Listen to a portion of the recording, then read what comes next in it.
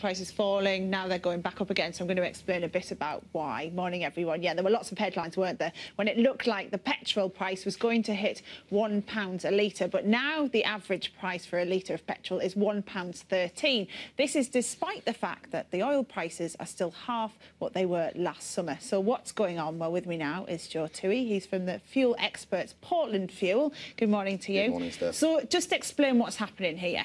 I think the important thing to note, Steph, is that we buy petrol or diesel in pence per litre, and the oil price is in dollars per tonne. And there are two very distinct markets. There is the oil market, which is typically driven by refinery demand, and then there is the refined products market, which is derived by you and I going out and filling our tanks.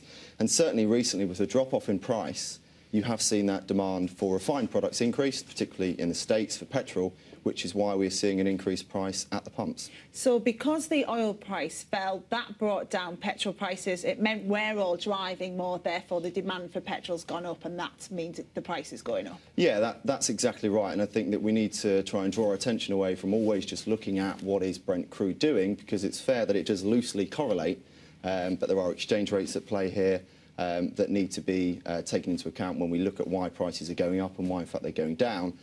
Moreover, if you look at the wholesale price in pence per litre of petrol, it has actually gone up, which is why we're seeing an increase in the price at the pumps. So it's more expensive for the retailers to buy this from the wholesale market? Yeah, exactly right. And I think there is this kind of, sometimes people refer to retail as profiteering, but we need to remind ourselves that there are half the number of forecourts today that there were 20 years ago.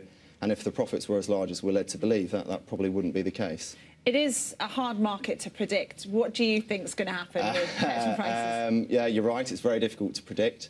I mean, my gut feel is that, you know, prices have come off a long way. We've started to see them return or increase slightly.